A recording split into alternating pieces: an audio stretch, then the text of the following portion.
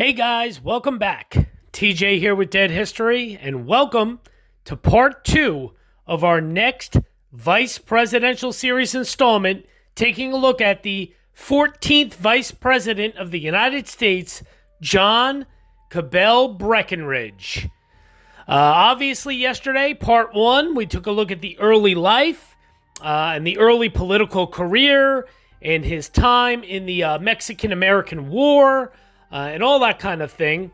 And now in part 2, of course, we're going to be taking a look about his vice presidency, his time as the vice president, and then, of course, after his vice presidency, John Breckinridge went over to the Confederacy, and he was basically a part of the Confederate States, basically considered a traitor. So we're going to take a look at that, his legacy, all that sort of thing, and then, of course, his death and his burial site there in Kentucky. So let's get right into it. We're going to jump right in here for part 2. So, of course, as I like to do, I always like to take a look at least at the election that took place in order to get whoever it may be into office. But before I actually get into the 1856 United States presidential election, I did want to touch on one quick thing. So what I wanted to touch on real quick was and is, I think someone mentioned this to me just last week. You'll notice in all of my videos, I tend to, whenever I'm bringing up someone's name, I tend to usually pop a photograph or a portrait or drawing or painting of them up on the screen with their name. For example, I'm talking about James Buchanan, and, I pop a picture of him up on the screen. I'm just using an example, of course. And some people have asked me, why is it that you do that with certain people and certain names, but not others? Well, it's a two-part quick answer. First part is, I cannot always find portraits, drawings, paintings, or even photographs of said people. Sometimes they're very, very obscure people.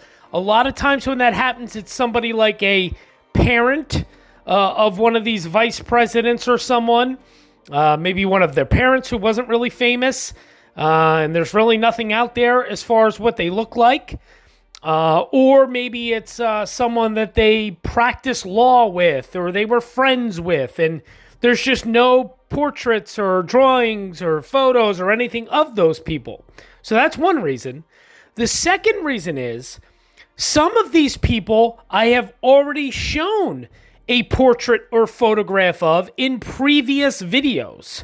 So, for example, if we bring up like Stephen A. Douglas or somebody like that, somebody that I've talked about in the past, or Lewis Cass, that's just a couple names that I can think of off the top of my head.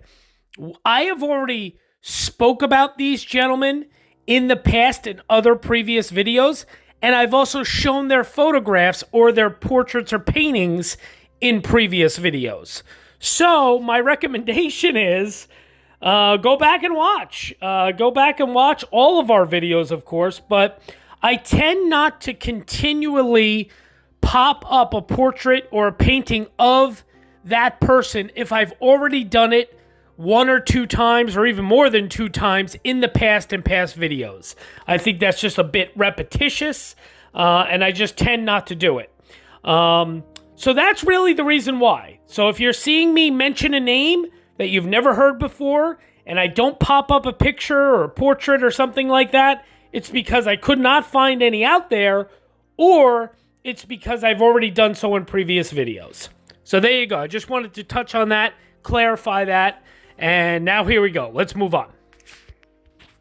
So now the 1856 presidential election. So the 1856 election, that was between the Democrat James Buchanan, The Republican was John C. Fremont. And the Whig candidate, or the Know-Nothing Party candidate, was Millard Fillmore. And, of course, James Buchanan's running mate on the 1856 Democratic Party ticket was John C. Breckinridge of Kentucky. So, this was an election in which James Buchanan won the presidency. He won it fairly convincingly. The electoral vote count was 174 for Buchanan, 114 for John C. Fremont, and only 8 for Millard Fillmore. Buchanan carried 19 states to Fremont's 11, and to Fillmore's 1. Buchanan had about 45.3% of the popular vote. So Buchanan won, fairly easily. I wouldn't say it was a runaway victory. However, he did win fairly convincingly. And that is what gained good old John C. Breckinridge the vice presidency. So we're going to get into that. And we're going to talk about him being the youngest vice president ever right now. Here we go. The youngest vice president. As the Democratic Convention approached in 1856, the 3 leading contenders, President Pierce, Senator Douglas, and former minister to Great Britain, James Buchanan, all courted Breckinridge. He attended the convention as a delegate, voting first for Pierce and then switching to Douglas. When Douglas withdrew as a gesture toward party unity, the nomination went to Buchanan. The Kentucky delegation nominated former House Speaker Lynn Boyd for vice president. Then a Louisiana delegate nominated Breckinridge. Gaining the floor, Breckinridge declined to run against his delegation's nominee, but his speech deeply impressed the convention. One Arkansas delegate admired his manner, his severely simple style of delivery with scarcely an ornament or gesture, and deriving its force and eloquence solely from the remarkably choice, ready flow of words, the rich voice, and intonation.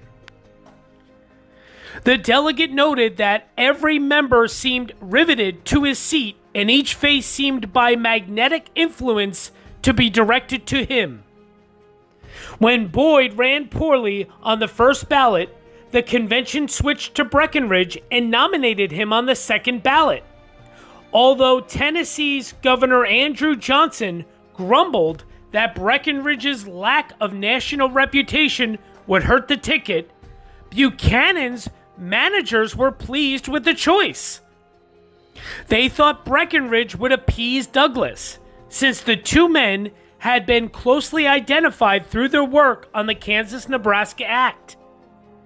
Being present at the convention, Breckinridge was prevailed upon to make a short acceptance speech, thanking the delegates for the nomination, endorsing Buchanan and the platform, and reaffirming his position as a states' rights man. The nominee was 36 years old, just a year over the constitutional minimum age for holding the office, and his election would make him the youngest vice president in American history. Breckinridge spent most of the campaign in Kentucky, but he gave speeches in Ohio, Indiana, and Michigan, defending the Kansas-Nebraska Act. The election was a three-way race among the Democrats under Buchanan, the Republicans under John Charles Fremont, and the Know-Nothings under former President Millard Fillmore. Denouncing the anti-slavery policies of the Republicans and Know-Nothings, Breckinridge described himself not as a pro-slavery, but as a defender of the people's constitutional right to make their own territorial laws, a position that caused some Deep South extremists to accuse him of harboring abolitionist views. In November, Democrats carried all the slaveholding states except Maryland, which went know-nothing, and enough northern states to win the election.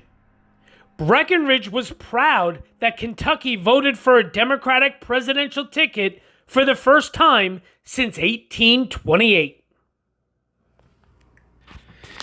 Now we will talk about his strained relations with Buchanan.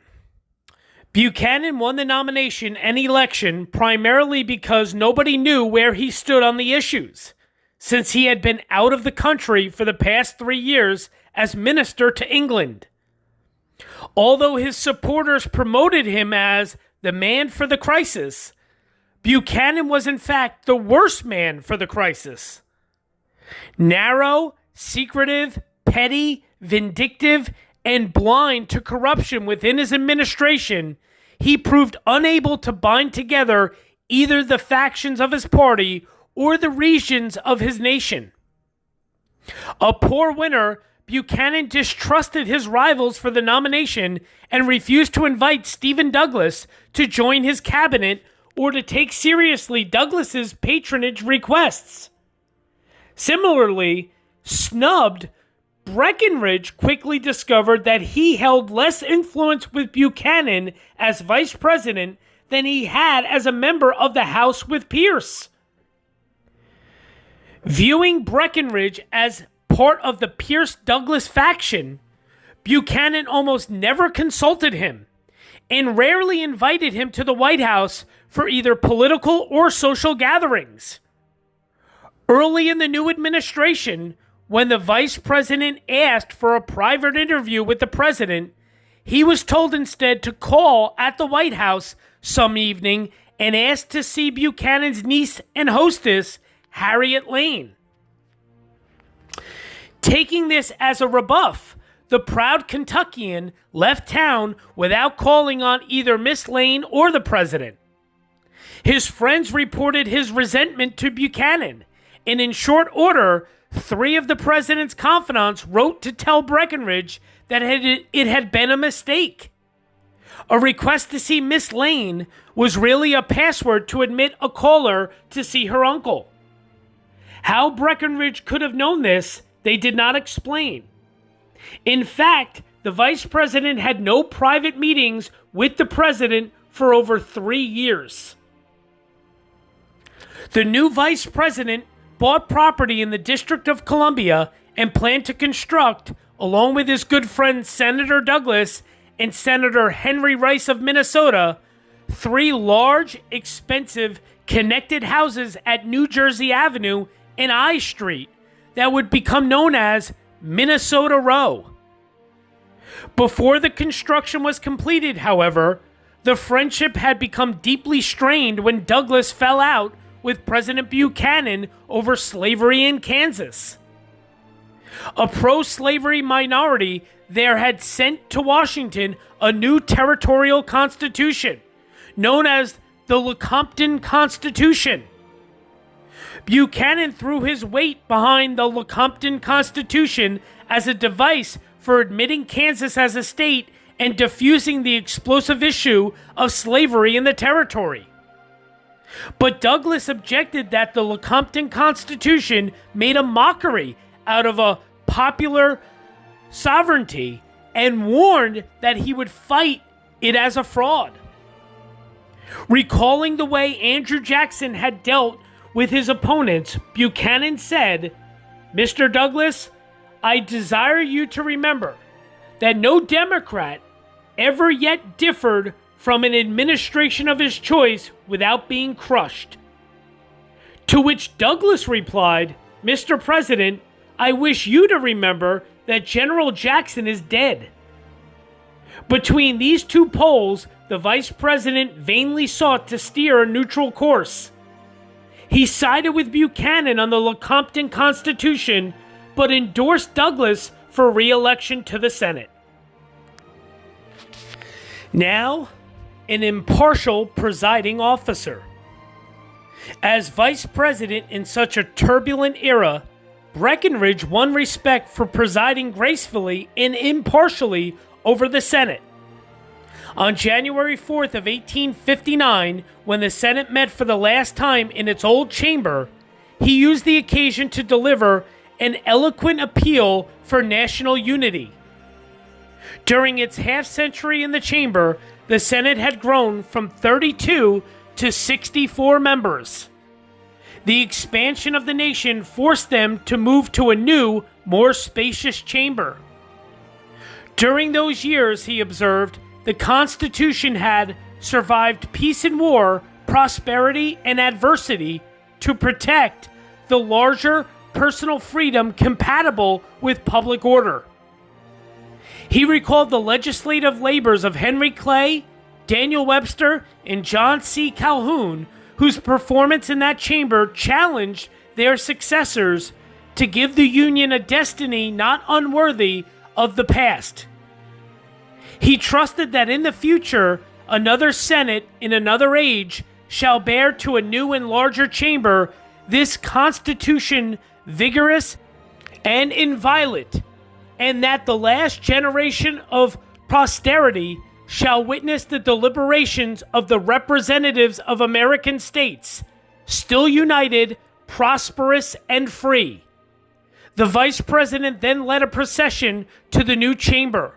Walking 2 by 2 behind him were the political and military leaders of what would soon become the Union and the Confederacy.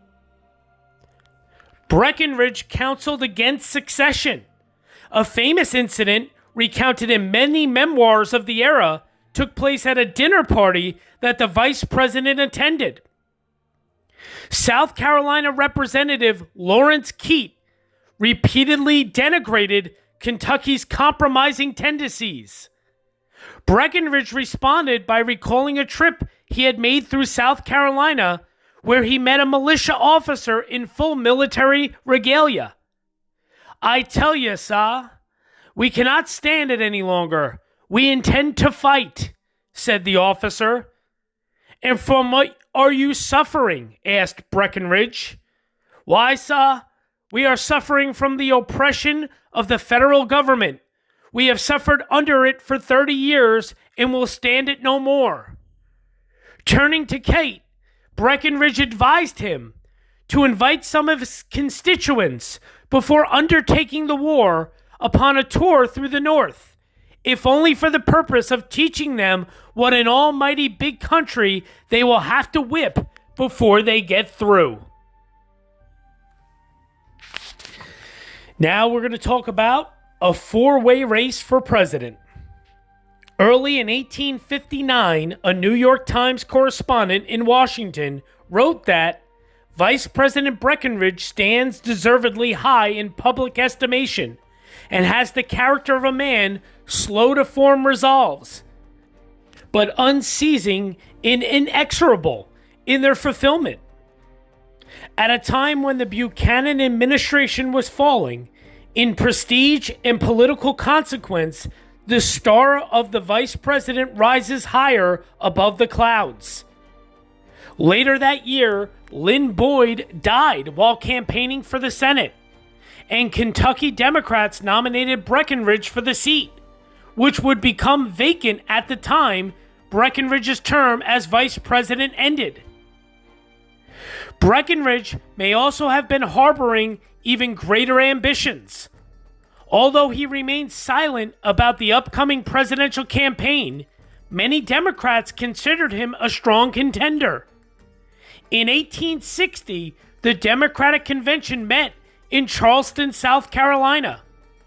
Stephen Douglas was the frontrunner, but when his supporters defeated efforts to write into the platform a plank protecting the right of slavery anywhere in the territories, the Southern delegates walked out. They held their own convention in Baltimore and nominated Breckinridge as their presidential candidate.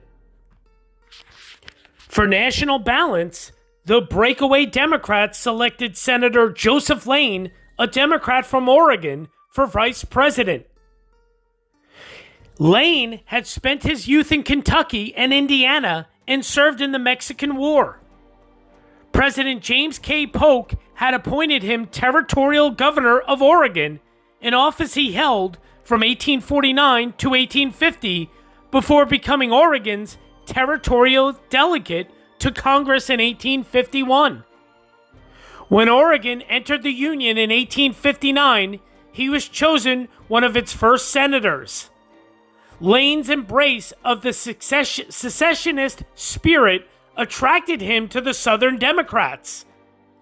Had the four-way election of 1860 not been decided by the Electoral College but been thrown into Congress, the Democratic majority in the outgoing Senate might well have elected him vice president.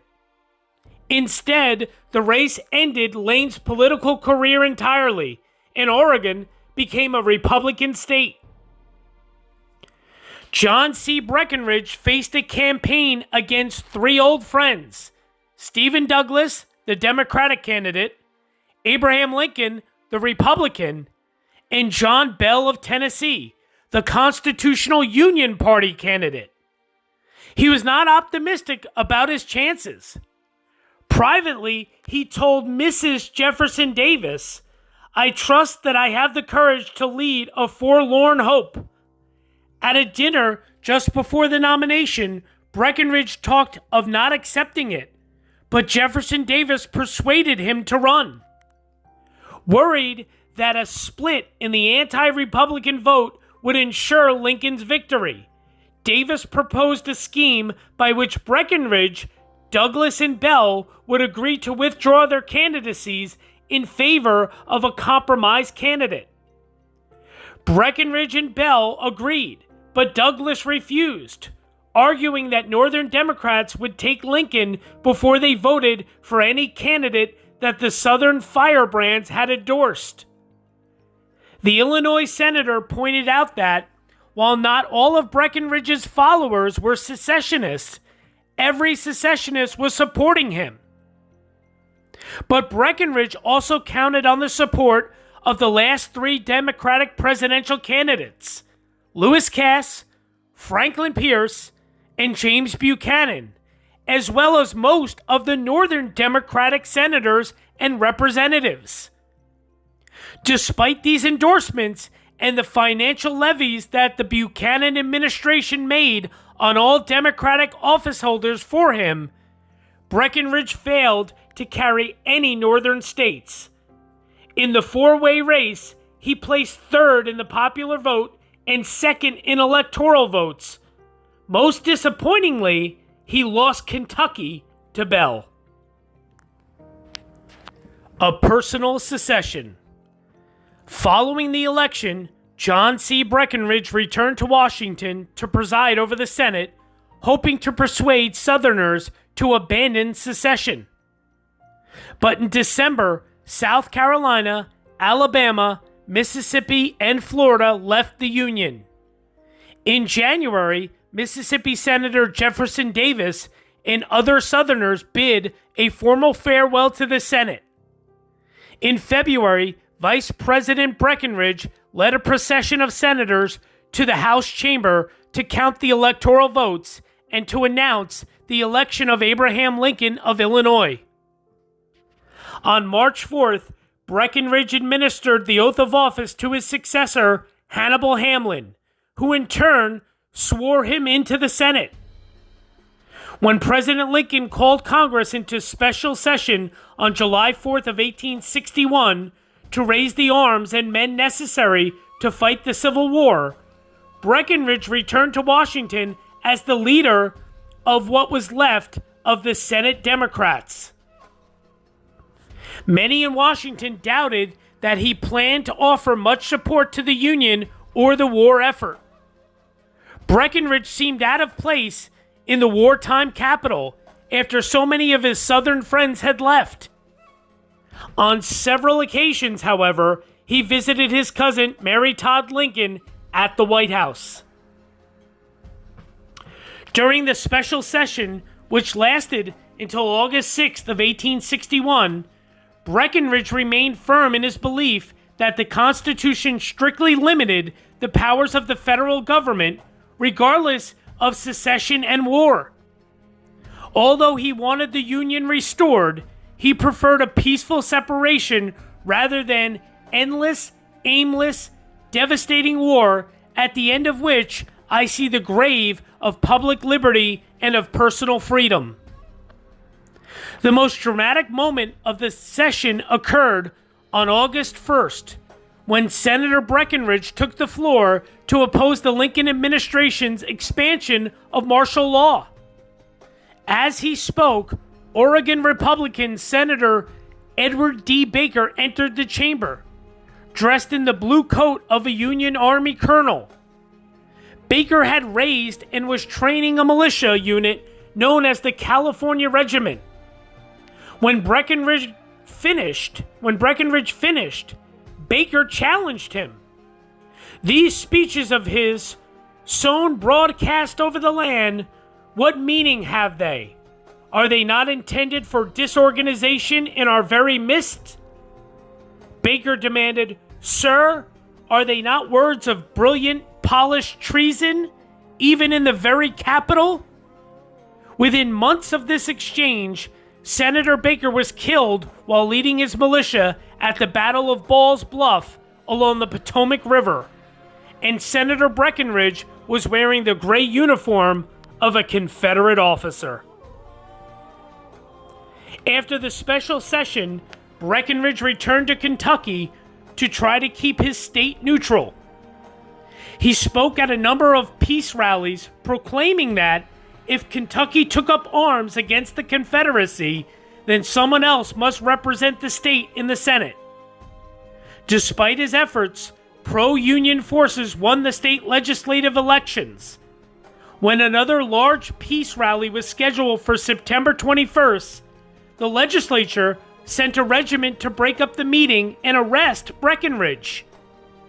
Forewarned, he packed his bag and fled to Virginia. He could no longer find any neutral ground to stand upon, no way to endorse both the Union and the Southern way of life. Forced to choose sides, Breckinridge joined his friends in the Confederacy. In Richmond, he volunteered for military service, exchanging, as he said, his term of 6 years in the Senate of the United States for the musket of a soldier. On December 4th of 1861, the Senate, by a 36-0 vote, expelled the Kentucky senator, declaring that Breckinridge, the traitor, had joined the enemies of his country. General Breckinridge. Commissioned a brigadier general and later a major general, John C. Breckinridge went west to fight at Shiloh, Stones River, Chickamauga, and Chattanooga. He returned east to the Battle of Cold Harbor, and in July of 1864, he and General Jubal T. Early led a dramatic raid on Washington, D.C. Breckinridge's troops advanced as far as Silver Spring, Maryland, where they sacked Francis Blair's home but did not destroy it, supposedly at the urging of Breckinridge, who had often been a guest there. Breckinridge got so close to Washington that he could see the newly completed Capitol Dome, and General Early joked that he would allow him to lead the advance into the city so that he could sit in the vice presidential chair again. But federal troops halted the Confederates, who retreated back to the Shenandoah Valley. There at Winchester, Virginia, they confronted Union troops commanded by Philip H. Sheridan. The Confederate General John B. Gordon later recalled that Breckinridge was desperately reckless during that campaign and literally seemed to court death. When Gordon urged him to be careful, Breckinridge replied, "Well, General, there is little left for me if our cause is to fail." As they rode from their defeat on the battlefield, Jubal T. Early turned to ask, "General Breckinridge, what do you think of the rights of the South in the territories now?" He received no answer. During the closing months of the war in 1865, Jefferson Davis made Breckinridge his Secretary of War. He performed well in this final government position, firing the Confederacy's bumbling commissary general and trying to bring order out of the chaos. But these efforts came too late. When General Robert E. Lee surrendered his army, President Davis was determined to keep on fighting. But Breckinridge opposed continuing the war as a guerrilla campaign. This has been a magnificent epic, he said. In God's name, let it not terminate in farce. Fleeing Richmond, Breckinridge commanded the troops that accompanied Davis and his cabinet.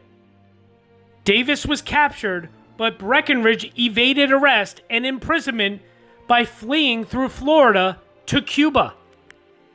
From there, he sailed for England. Subsequently, the Breckinridge family settled in Toronto, Canada. His daughter Mary later remarked that, while exile was a quiet relief for her mother, it was hard on her father. Separated from the activities of life and unable to do anything towards making a support for his family. In Canada, he met other Confederate exiles, including the freed Jefferson Davis. Once Breckinridge and Davis rode to Niagara. Across the river, they could see the red stripes of the American flag, which Breckinridge viewed nostalgically, but the more embittered Davis described as the gridiron we have been fried on. On Christmas Day of 1868, departing President Andrew Johnson issued a blanket pardon for all Confederates. John Cabell Breckinridge returned to the United States in February of 1869. Stopping in many cities to visit old friends, he reached Lexington, Kentucky a month later. He had not been back in Kentucky since he fled 8 years before. In welcome, a band played Home Sweet Home, Dixie, and Hail to the Chief. Breckinridge declared himself through with politics. I no more feel the political excitements that marked the scenes of my former years than if I were an extinct volcano. Other than publicly denouncing the lawless violence of the Ku Klux Klan, he devoted himself entirely to private matters. The former vice president practiced law and became active in building railroads. Although he was only 54, his health declined severely, and he died on May 17th of 1875. Despite his weakened condition at the end, Breckinridge surprised his doctor with his clear and strong voice. "Why, doctor?" the famous stump speaker smiled from his deathbed. "I can throw my voice a mile." There you have it. Pretty crazy story about our 14th Vice President of the United States, John Cabell Breckinridge. This is a man who, he not only was Vice President under James Buchanan, but then he literally served in the Confederacy and was the Confederate Secretary of War under Jefferson Davis. I mean, this is so unbelievable. It's just such an unbelievable story. I'm going to read some more things, excerpts from different sources about the end of his life and that sort of thing. So here we go. So yeah, just to give you guys an idea, of course, he was vice president, like we said. Then he ran for president in 1860 and lost. Then he was back as a, senator in the U.S. Senate. And then he left and he joined the Confederacy after a little while. And I mean, he had service in the Civil War. He had service in the Western Theater, in the Eastern Theater. I read about some of the battles that he was in. But you can read more. If you go on like Wikipedia or one of those sources, you can read all about the different battles and such that John C. Breckinridge was a part of in the Civil War. I'm not going to read every specific because it would get a little monotonous, and then eventually, as I said, just to kind of give you an idea, James A. Seddon resigned his position as the Confederate Secretary of War on January 19th of 1865. On February 6th, Jefferson Davis appointed Breckinridge to the vacant position, partially to quiet growing opposition to his administration. So, I mean, Breckinridge literally was the Secretary of War under Jefferson Davis. You know, and it makes you, at least me, you know, my brain immediately goes here. My brain immediately goes to what happens if the Civil War turned out differently. I mean, there's a lot of questions surrounding that, but let's say the Civil War went on even longer. Or let's say for some reason the South ended up starting to win the Civil War. Like, what would Breckinridge have become? He was already Secretary of War of the Confederacy. Does he maybe someday become the President of the Confederacy like Jefferson Davis was? I mean, there's just so many like thoughts in my head. It's unbelievable. And then something I was reading here too, on April 18th, I believe this is of 1865. Yep. On April 18th, Breckinridge heard from Sherman and Johnston of the assassination of Abraham Lincoln 4 days earlier. The president had died in the Peterson House, where Breckinridge briefly resided in late 1852 as a congressman. It's ironic. The Kentuckian was visibly devastated. Eyewitness accounts recall him to have said, "Gentlemen, the South has lost its best friend." So there you go. You know, there's a lot of very strange, you know, because it seems like Breckinridge really kind of had this tug of war with, he wasn't really all pro-slavery, but he wasn't, you know, really anti-slavery or for the abolitionists, but he kind of was somewhere in the middle. It's very strange. And I don't know if it was political maneuvering on his part, that it depended on who the crowd was or what company he was, you know, present for, that, you know, that swayed his kind of mindset. I don't know. It's just interesting reading more about him. Just fascinating stuff. So let's see here. On May 5th, okay, here we go. Escape and Exile. On May 5th, the same day that Jefferson Davis officially dissolved the Confederate government in Washington, Georgia, John C. Breckinridge discharged most of the men escorting him, retaining only a small contingent of Kentuckians under the command of his cousin, William Campbell Preston Breckinridge. Feeling honor-bound to protect Davis, he attempted to create a diversion that would allow him to escape. The next day, his party encountered a large federal force. While his cousin negotiated with the force's commander, Breckinridge and a small detachment escaped. Riding southward across Georgia, they reached Milltown, now Lakeland, by May 11th and remained there for a few days. Learning of Jefferson Davis's capture, he left Milltown with only a military aide, a personal servant, and his son, Cabell.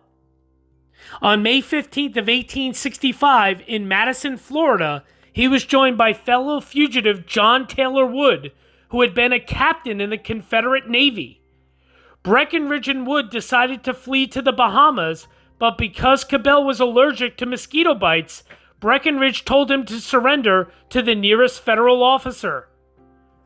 At Gainesville, Florida, the group found Confederate Colonel John Jackson Dickinson, who gave them a lifeboat he had taken from a captured federal gunboat. Traveling down the St. Johns River, they reached Fort Butler on May 29th. From there, they continued on the St. Johns to Lake Harney, where the boat was loaded on a wagon and hauled about 12 miles to Sandpoint, today's Titusville, on the Indian River. They reached the river by May 31st, but as they followed its course southward, they had to drag the boat across the river's mudflats and sandbars. They stopped at the John C. Houston Place on Elbow Creek, Melbourne, where their boat was brought ashore and caulked. When the repairs were completed, Colonel John Taylor Wood again led the party south, transferring the boat to the Atlantic Ocean near Jupiter Inlet. They continued along the Florida coast and landed near present-day Palm Beach on June 4th. Strong winds prevented them from navigating the small craft out to sea, so they continued southward down the coast. On June 5th, the party was spotted by a federal steamer, but convinced the crew they were hunters scavenging the coast. 2 days later, they encountered a large boat with a mast and rigging. Chasing it down, they disarmed the occupants and hijacked the craft. As compensation, they gave their old boat and $20 in gold to the owners of the larger craft and returned some of their weapons after the exchange was complete. With this more seaworthy craft, they decided to flee to Cuba. Departing from Fort Dallas, they survived an encounter with pirates, 2 significant storms, and a dangerous lack of provisions before arriving in the city of Cardenas on June 11th of 1865. A Kentuckian then living in the city recognized Breckinridge, introduced him to the locals, and served as his interpreter. The refugees were given food and stayed the night in a local hotel. The next morning, they traveled by rail to Havana, where Breckinridge was offered a house.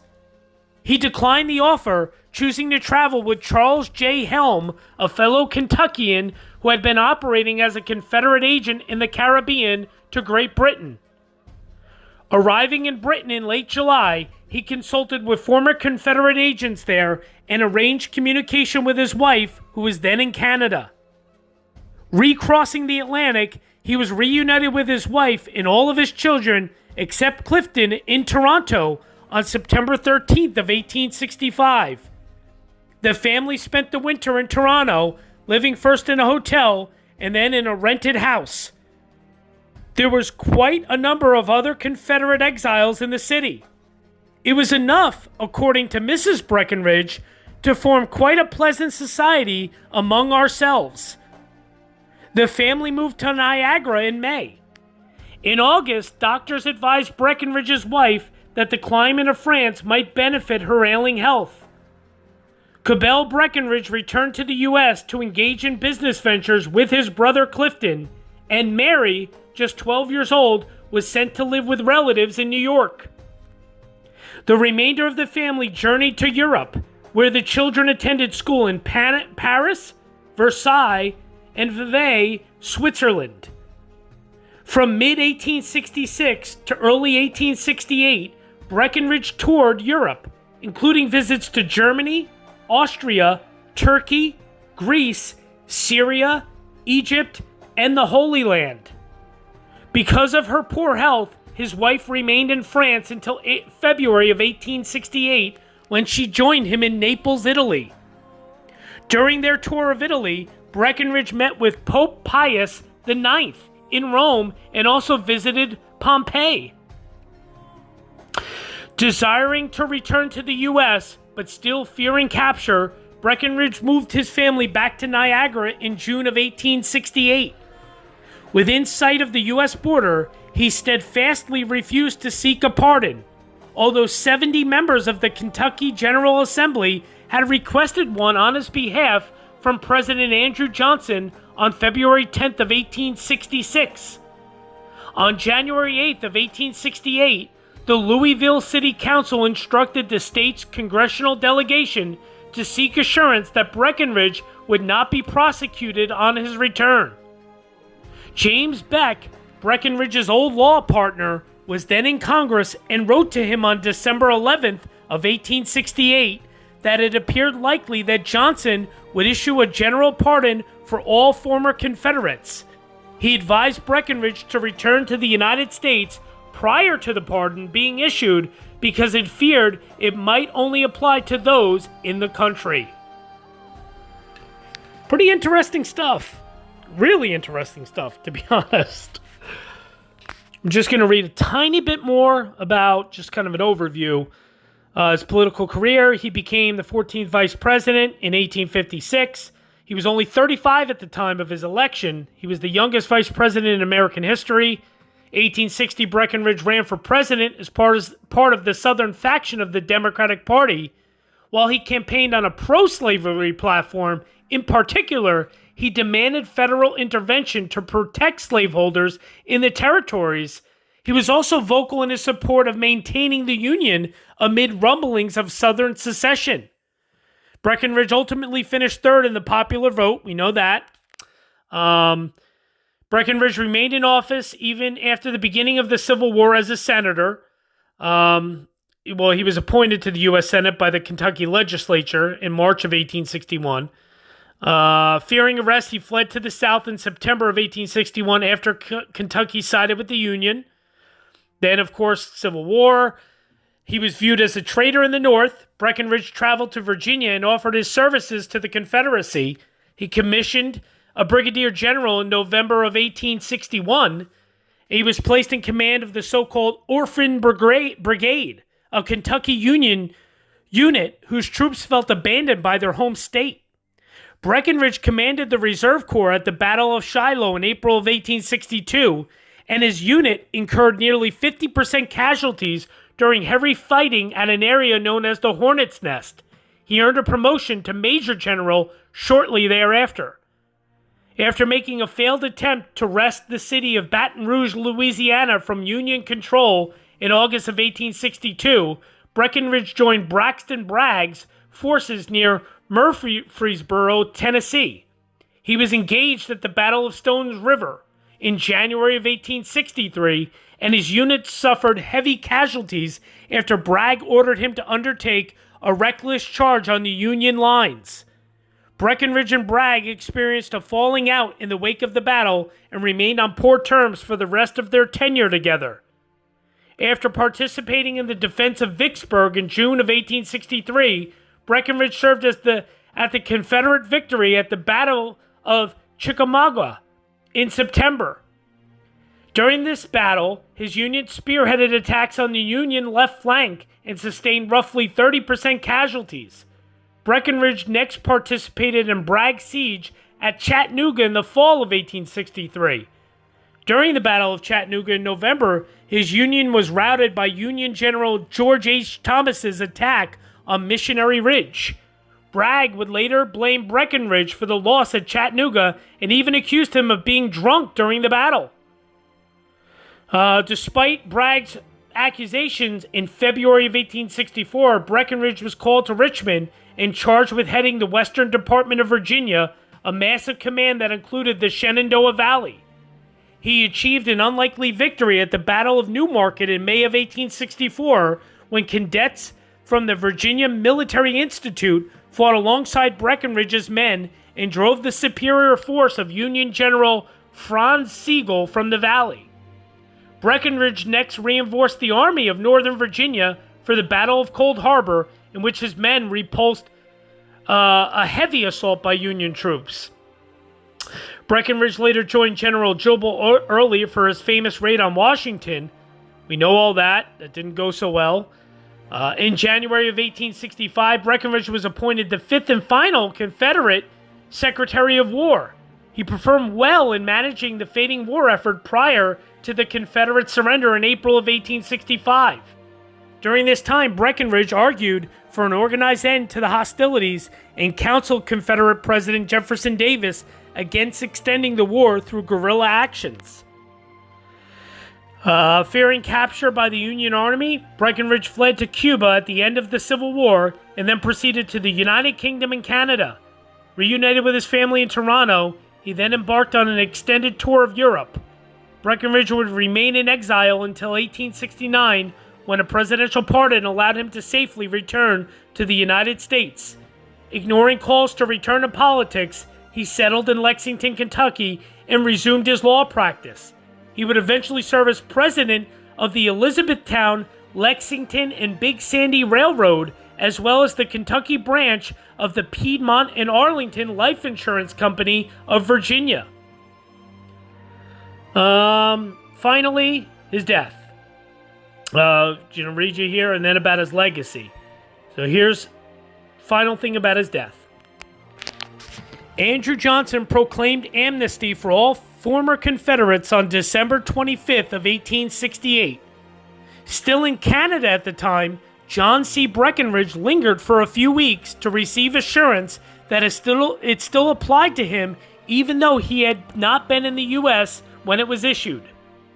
Departing Canada on February 10th of 1869, he made several stops to visit family and friends along the route to Lexington, where he arrived on March 9th. Although he resided in Kentucky for the rest of his life, he never bought a home there after the war, living first in hotels and then renting a home on West 2nd Street. Many insurance companies in the South asked Breckinridge to join them in various capacities. In August of 1868, he became manager of the Kentucky branch of Virginia's Piedmont Life Insurance Company, which soon became the Piedmont and Arlington Insurance Company. Washington College, now Washington and Lee University, offered him a professorship. He was urged to accept by former Confederate Colonel William Preston Johnston, who was already serving as a faculty member. But Breckinridge declined. He resumed his law practice, taking as a partner Robert A. Thornton, a 27-year-old former Confederate soldier. He served as general counsel for the proposed Cincinnati Southern Railway, which would connect Cincinnati to Chattanooga via Lexington. Officials in Louisville tried to block the move, which would break the near monopoly that the Louisville and Nashville Railroad had on Southern trade. On January 25th of 1870, he presented his case to the House and Senate Railroad Committees, and although they rejected it at that time, they approved it 2 years later. Construction began in 1873. Breckinridge's other railroad ventures were less successful. During his lifetime, he was unable to secure the construction of railroads to his real estate investments in and around Superior, Wisconsin.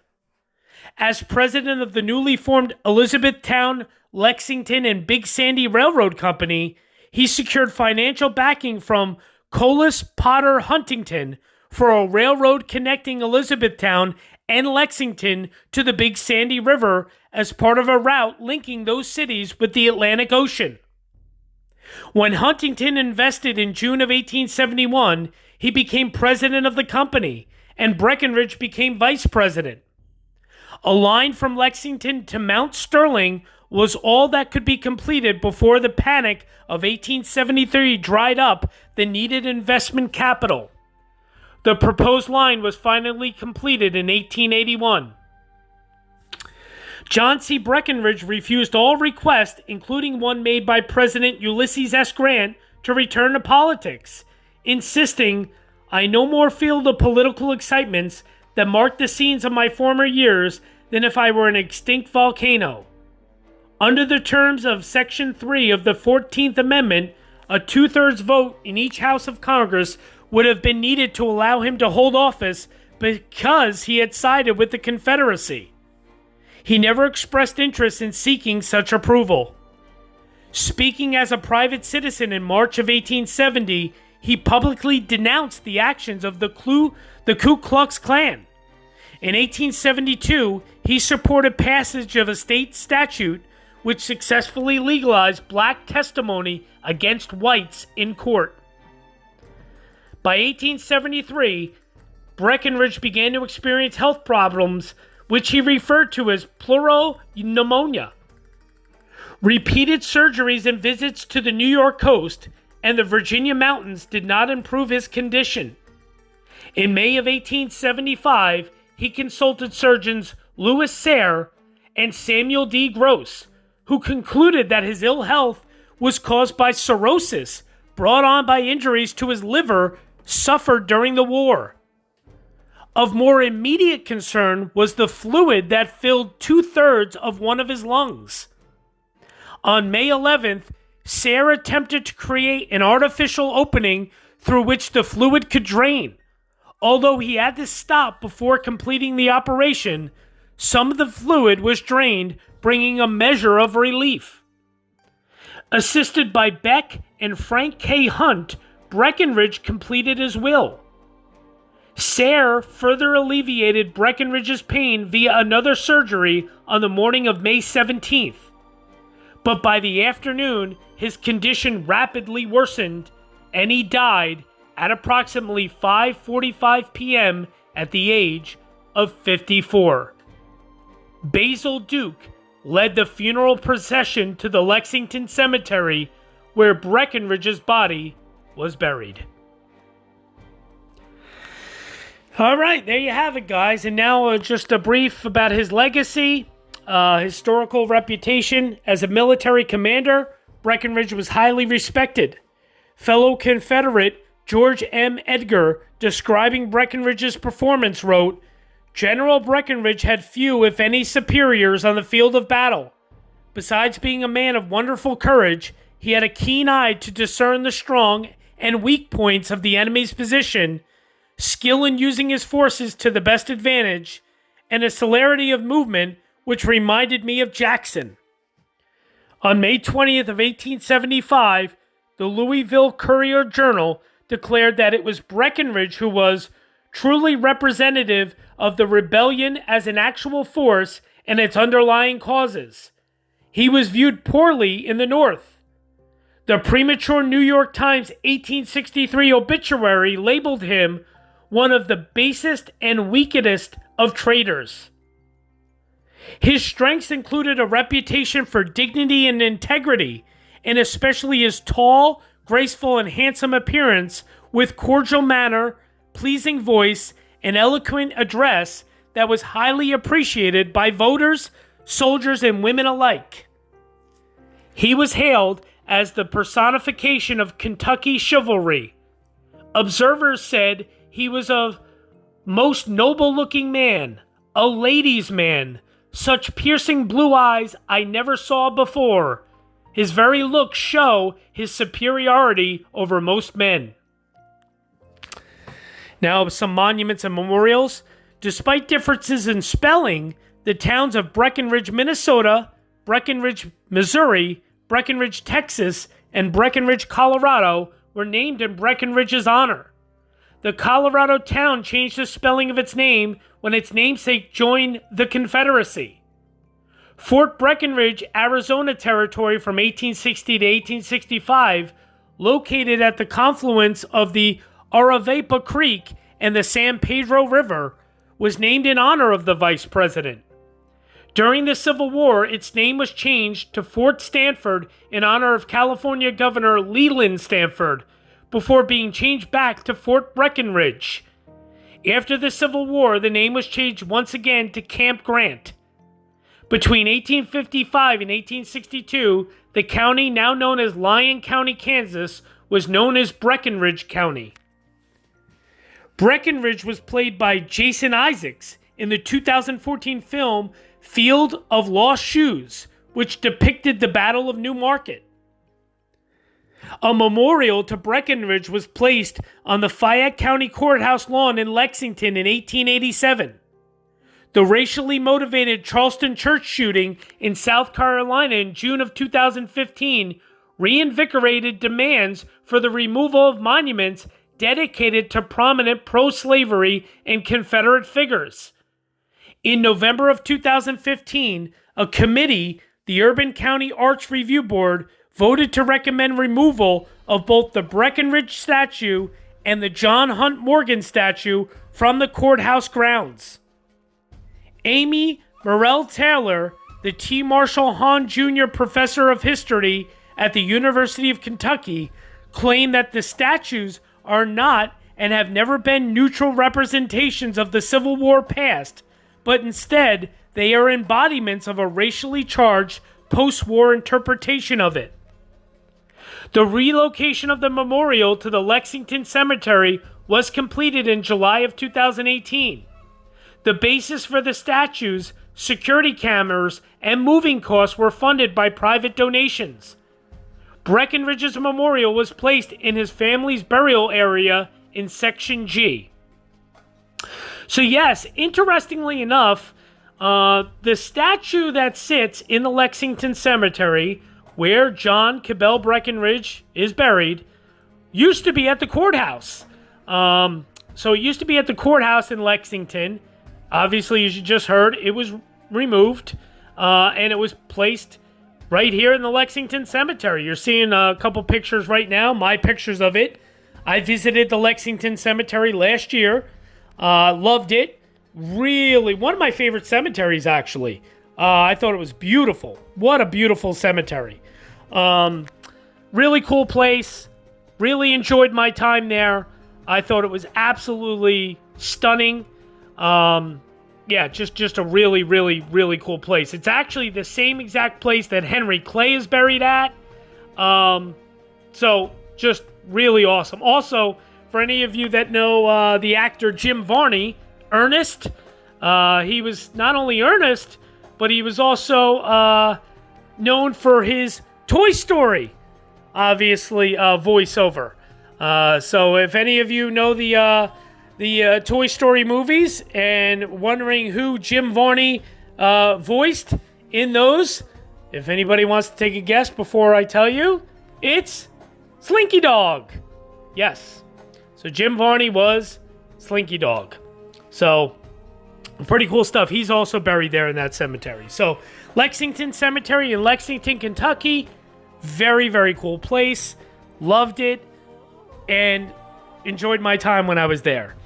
So there you go, guys. That's the life, legacy, vice presidency, Confederacy, everything of John Cabell Breckinridge, our 14th Vice President of the United States.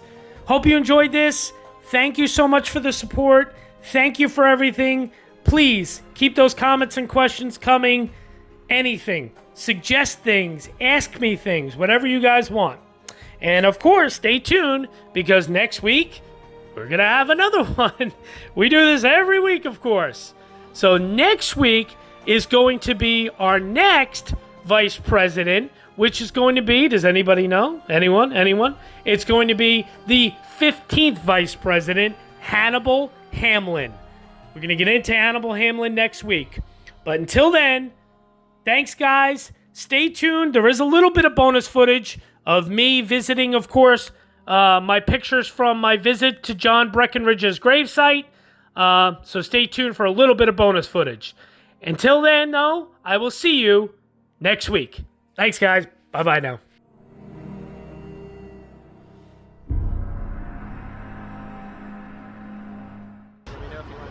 Hey, guys. How are you? TJ with Dead History here at the Princeton Cemetery. Right there, that's Samuel Stanhope Smith. And then right there is John Witherspoon. I'm actually going to flip you guys here. So yeah, here at the Princeton Cemetery, I'm still here with Thomas. Say hello, sir. And yeah, so this is the reason that I'm here is John Witherspoon. Not only, of course, was he a Declaration of Independence signer. A lot of people know that, of course. But he was actually the great-grandfather on his mother's side of John C. Breckinridge's. So that's pretty interesting stuff. And then right next to him right there is Samuel Stanhope Smith, who was actually his grandfather on his mother's side, his maternal grandfather. So pretty interesting ties. Until I was researching Breckinridge, I didn't realize that Witherspoon and Samuel Stanhope Smith were actually related, but I figured I was meeting Thomas here today. This would be a wonderful opportunity to take a little bonus footage for you guys. So here you go. Side by side, great-grandfather and grandfather of our 14th Vice President, John C. Breckinridge. Thanks, guys.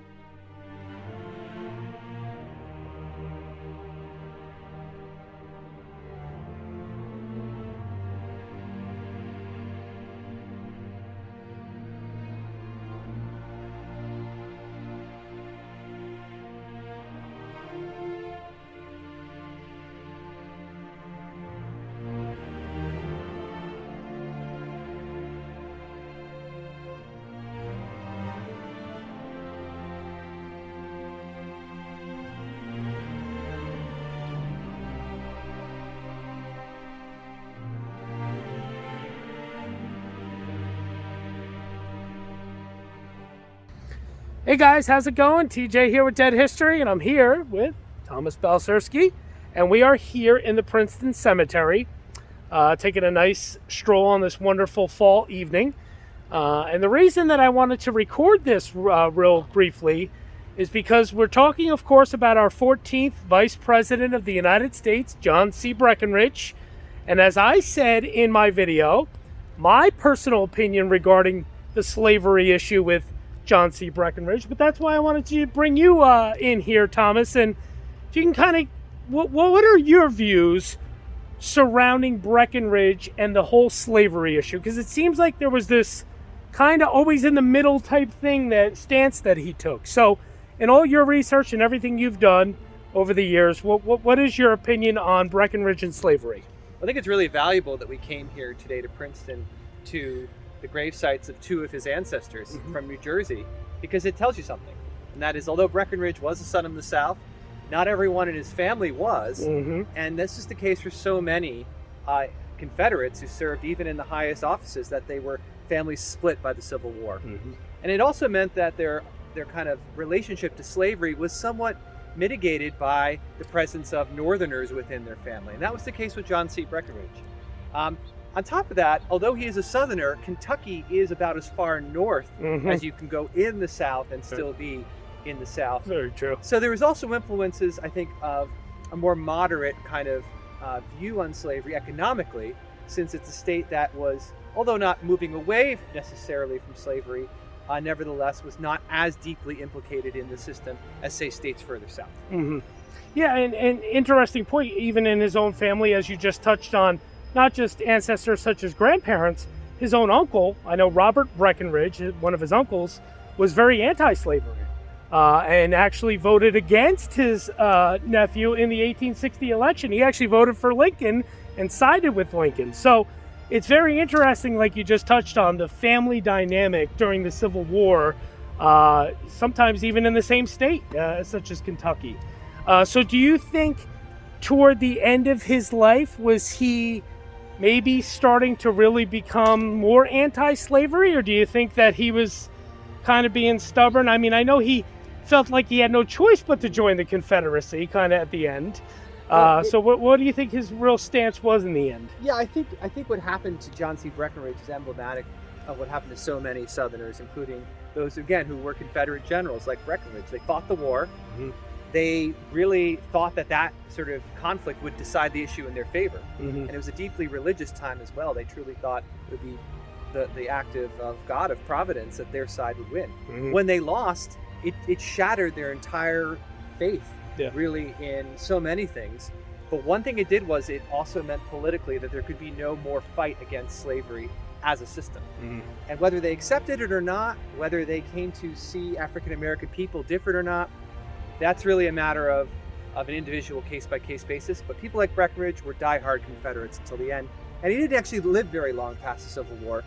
And spent a lot of that time, as you know, in exile in Canada as well. Yeah, absolutely. Well, Thomas, this has been fascinating. Thank you for chiming in on the issue of slavery and Breckinridge. We really appreciate all your input as always.